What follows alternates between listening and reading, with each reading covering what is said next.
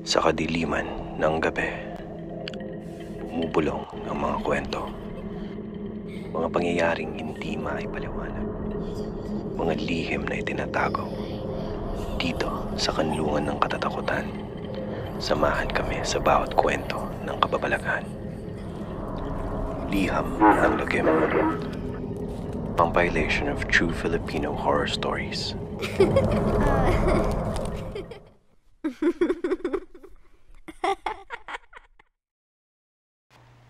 Bago ho tayo magsimula sa storya, ay inaanyayahan ko po kayong mag-subscribe at mag-like sa video.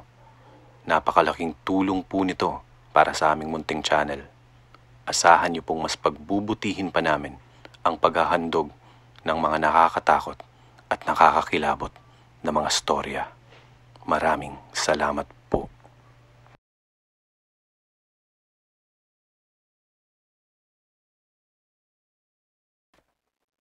Ang taong bayawak sa Bohol. Maligayang bagong taon, Liham ng Lagim. Sana po ay umabot sa inyo ang aking liham. Ako'y bagong subscriber sa inyong channel. Nakakawili ang inyong mga kwentong handog. Dahil dito, ako ay nagpasyang magsulat din ng aking karanasan sa mga bagay na may kaugnayan sa kababalaghan. Sana ho ay inyong magustuhan ang aking kwento. Ako po si Isidro, 42 anyos, isang security guard sa isang pawn shop dito sa Bohol. Ang kwento pong ito na aking ibabahagi ay nangyari noong ako'y binatilyo pa, dun sa isla kung saan ako lumaki. Noong mga panahon na buhay pa ang aking tatay at malakas pa, kasama niya ako noon sa pangangaso sa gubat. Ang aking pong istorya ay patungkol sa tinatawag nilang taong bayawak na umano'y naninirahan sa aming kagubatan.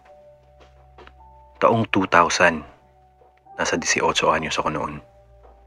Dahil bakasyon noon, ay ako'y nauwi sa aming isla para naman tumulong sa aking mga magulang. Noong mga panahon kasi ngayon, ako'y high school pa lamang sa kalapit na bayan. Tumutuloy ako sa aming kamag-anak at tumutulong ako sa kanilang tindahan bilang kapalit ng aking paninirahan sa kanila. Medyo mahirap ang buhay noon. Dahil kapos kami sa pera, ay minsan hindi kami nakakatatlong kain sa isang araw. Bagkus, ang almusal at tanghalian ay pinagsasabay na lang namin. Minsan naman, hindi na talaga kami kumakain ng hapunan. Ang aking tatay noon ay malakas pa. Nagsasaka pa siya at nangingisda. Tinutulungan ko siya sa mga gawain sa sakahan. Minsan naman, kami nangingisda o di kaya naman nangangaso sa bukid. Nag-aalaga din kami ng mga iba't ibang uri ng hayop na siya na may pinagbebenta ng aking tatay kung kami ay gipit na. Ang aming bahay ay nasa panan ng isang malaking bukid. Dito kami madalas nangangaso ni tatay. Kasama namin si Jmar, ang aking nakakabatang kapatid. Nanguhuli kami ng iba't ibang uri ng hayop sa bukid. Madalas ay ibon, swerte na kung baboy ramo, at minsan naman ahas at bayawak. Paboritong-paborito ng aking tatay ang bayawak. Nilalagyan namin ito ng gata ng niyog at talaga namang pagkasarap-sarap. Gamit namin ang tinatawag na eskopeta. Isa po itong uri ng baril na ginagamit namin sa pangangaso. Binabalahan po namin ito ng metal pellets. Umabot nga sa isang kapanahunan noon. Nasira ang bangkang gamit ni tatay sa pangingisda, kaya't napilitan kaming mangaso para makaraos. Nakailang linggo din kaming umaasa sa pangangaso noon. Dahil sa ang aming madalas na lugar na puntahan sa pangangaso ay ang mismong bukid lang namin sa likod ng aming bahay, ay pansin namin paunti na lang ang aming nahuhuli. Minsan pa nga ay ilang oras kami sa bukid ay wala kaming dalang pag-uwi. Ilang araw din ang lumipas noon at napagpasyahan ng aking tatay na kami daw ay mag-iba ng lokasyon. Kami daw ay dadayo at papasok pa sa kagubatan. Sidro, kita niyo yung bukid na iyon? Doon tayo mangangaso bukas. Balita ko ay wala pang nagpupunta doon na mangangaso. Tayo'y maaga pang aalis bukas, kaya maghanda kayo ng kailangan nating kagamitan. Tugon ng aking tatay. Nang itinuro ng tatay ang bukid na kanyang sinasabi, ay aking minasdan. Pagkalayo-layo.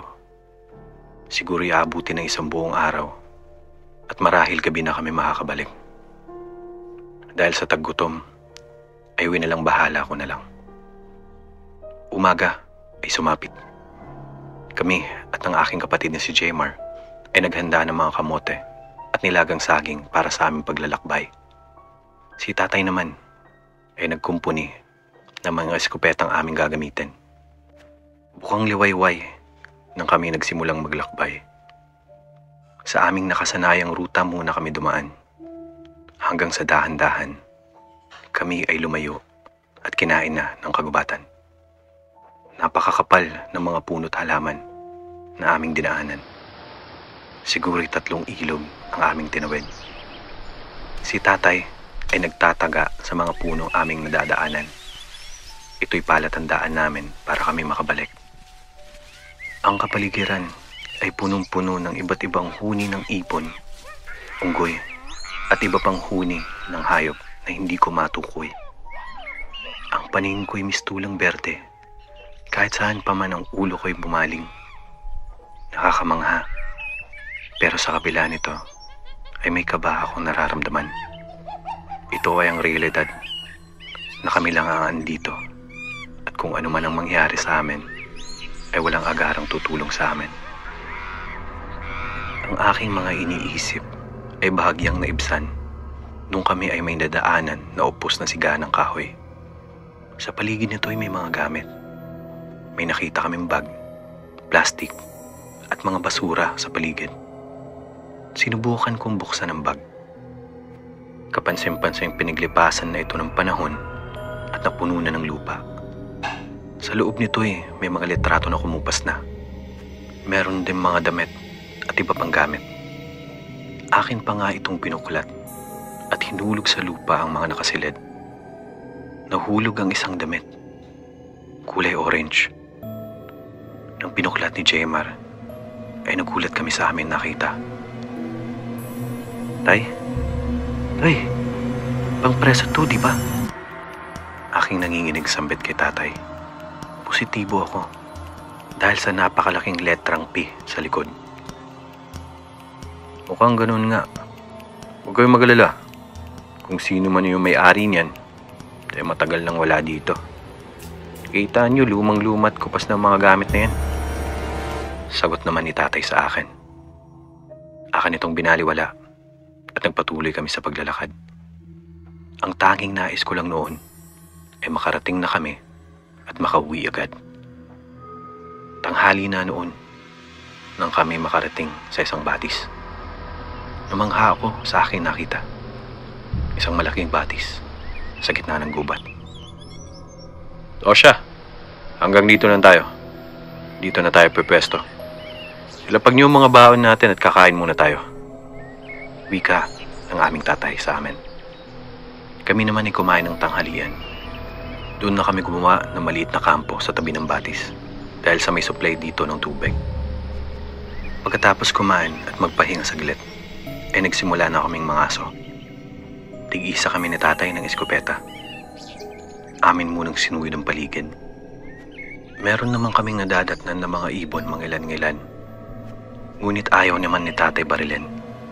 Baka daw ay magsilika sa mga baboy ramo kapag makarinig ng putok ng baril. Mas malaking huli kasi ang baboy ramo. Ito'y kaya kaming pakainin ng mga ilang araw din. O di kaya naman, pwede itong ipagbenta ni tatay. Magdadalawang oras na ngunit wala kaming nadadat na baboy ramo o kahit anumang hayop maliban sa mga ibon.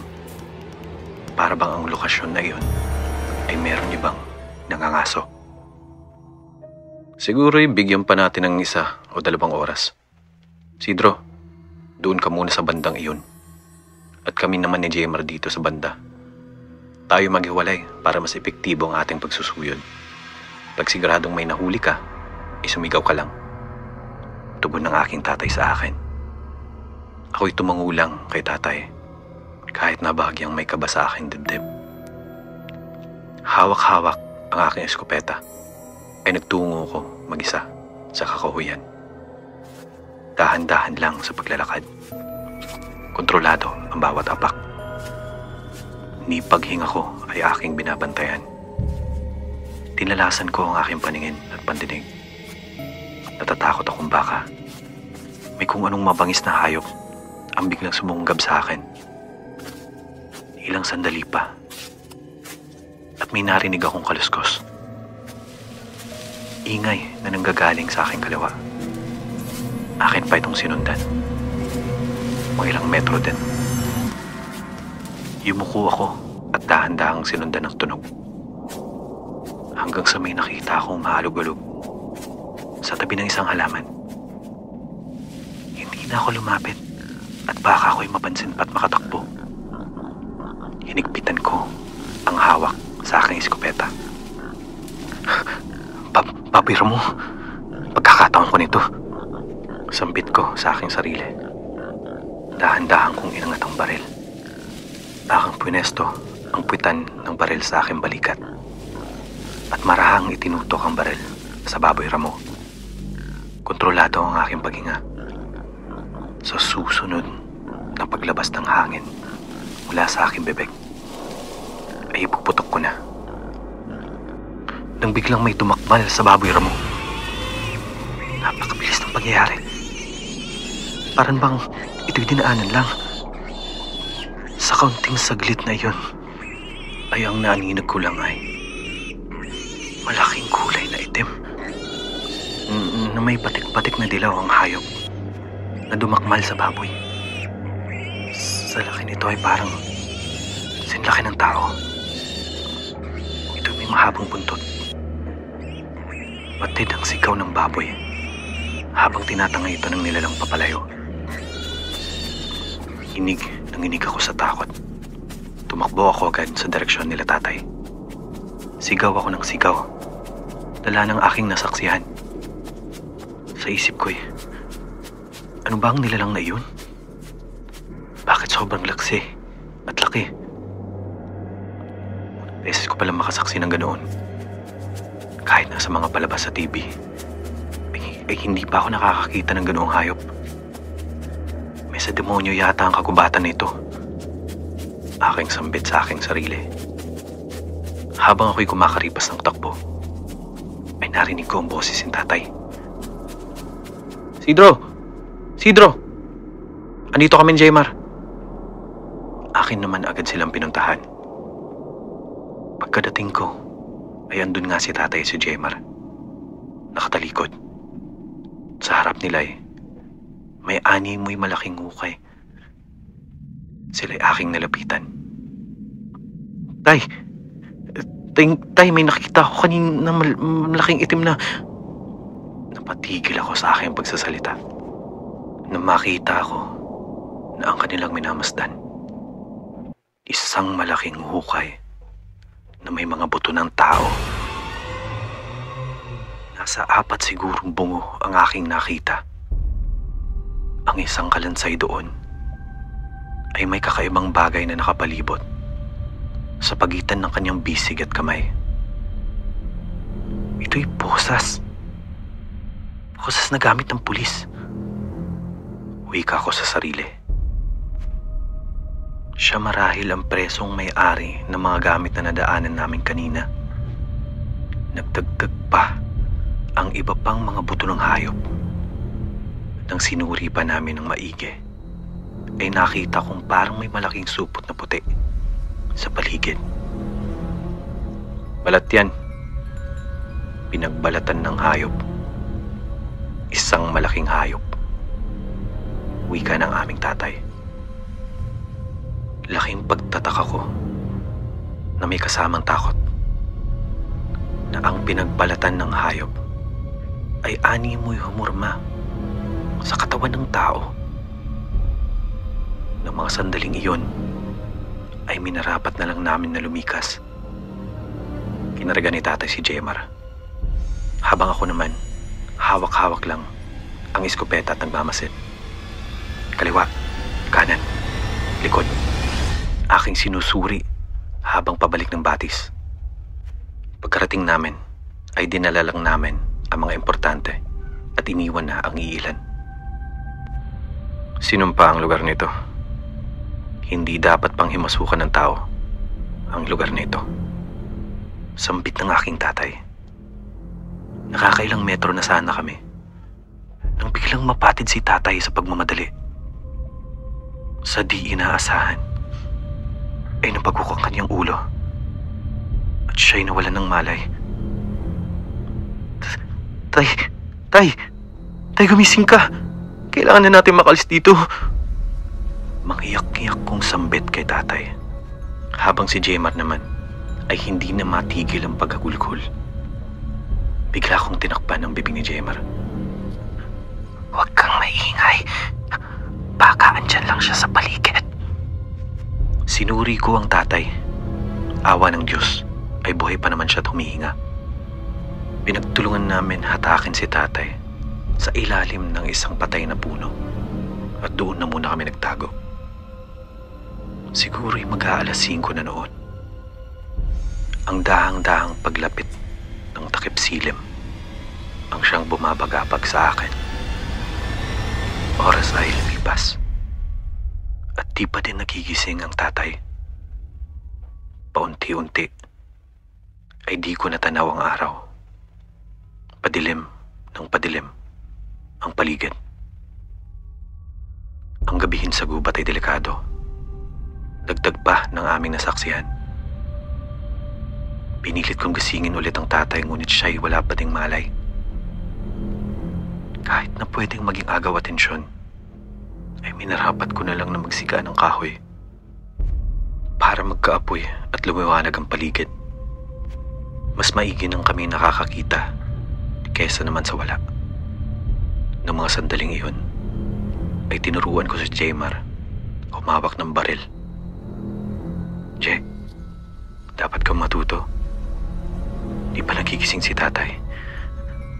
Tayo lang nandito. Dapat protektahan natin ang ating mga sarili. Habang tinuturuan ko si Jemar, ay may narinig akong kaluskos sa di kalayuan. Agad kong itinutok ang baril sa direksyon. Che, maghanda ka. Matay mo si tatay. Ayun, at may kaluskos na naman. Ngayon ay mas malapit na ang pinanggagalingan ng kaluskos. Mga ilang metro na lang ang layo mula sa aming harapan. Karaniwan kasi ay lumalayo ang mga hayop sa apoy dahil sa sinyales ito na may tao sa paligid. Ngunit sa pagkakataong ito ay tingin ko ibang nilalang ang nasa aming harapan. Labis ang aking kaba ng mga sandaling iyon. Hindi ko akalaing aabot kami sa ganito. Ang mismong buhay na namin ang nakataya. Naaawa ako sa aking maliit na kapatid. Mangiyak-ngiyak kaming dalawa. Dinig na dinig ko ang tibok ng aking puso. Mga kamay ko'y pawis na pawis. Hindi ko na maayos ang paghawak sa gatilyo habang nakaabang sa aming harapan.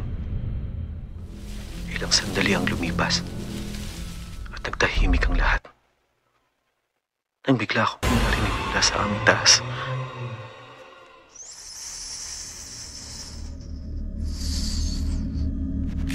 Dali-dali kong itinutok ang aking baril at ipinatok. Sigurado akong ito'y tinamaan dahil sa malapit lang. Habang nakatingin sa taas, ay bigla itong bumalik. Unti-unti kong naaninag ang isang nilalang. Malaking nilalang na mula sa taas ng patay na puno.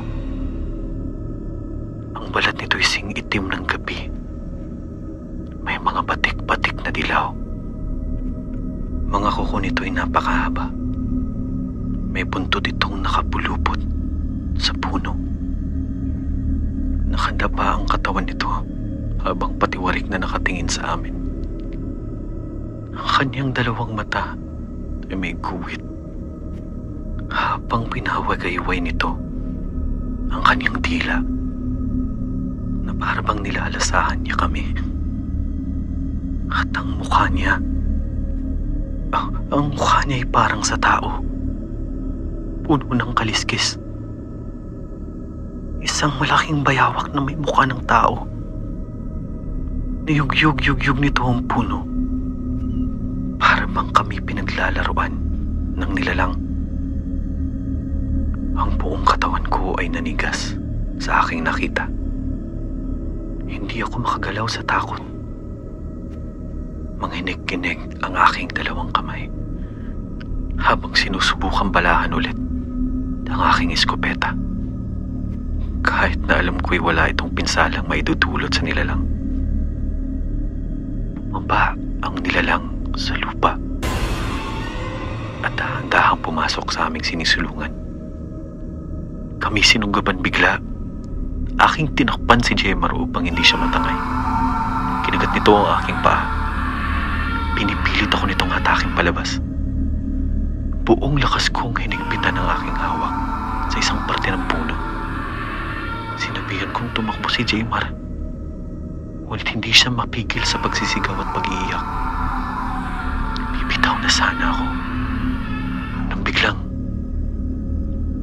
"Kadiputang demonyo ka!" Nagising si tatay at tinusok sa mata ng nilalang gamit ang isang punyal. Direkta sa kalawang mata. Sigaw ng sigaw ang nilalang. Parang labis itong nasaktan. Makmang lalabas na si tatay para tagayin ng halimaw, ay kumaripas agad ito ng takbo. Kaming dalawa'y napayakap sa aming tatay ng pagkahigpit-higpit. Nagpahinga pa kami ng saglit at binendahan ni tatay ang aking mga natamong sugat. Mag-uumaga na noon at minarapat na namin makaalis agad sa kakawayan. Dahil sa aming manatamong pinsala, ay hapon na kami nakabalik sa aming munting baryo. Gulat na sumalubong ang aming nanay dahil sa aming kalagayan. Kami kumain at nagpahinga at ikwinento lahat kinabukasan. May mangilan-ngilang skeptiko sa aming kinwento. Ngunit may ilan ding matatanda ang parabang naniniwala. Sabi nila'y narinig na daw nila ito noon pa nung sila'y bata. Ito'y kwento lang din daw ng kanilang mga lolo't lola. Ikin Amada, kung sila daw ay tawagin. Sila'y mga taong bayawak. Konti lang ang detalye patungkol sa kanila. Sila ay mga nilalang na napaglipasan na ng panahon. Sila daw ay mga mitikal na nilalang na naninirahan sa aming kagubatan. Mula noon ay may mangilan-ngilang residente ang sinubukang puntahan at hanapin ang mga nilalang na iyon. Ngunit sila bigong makakita o makahanap man lang ng pruweba ng eksistensya ng nilalang na iyon. Kami naman ay hindi na bumalik sa lugar na aming pinanggalingan. Hanggang dito na lang po at maraming salamat po sa pakikinig.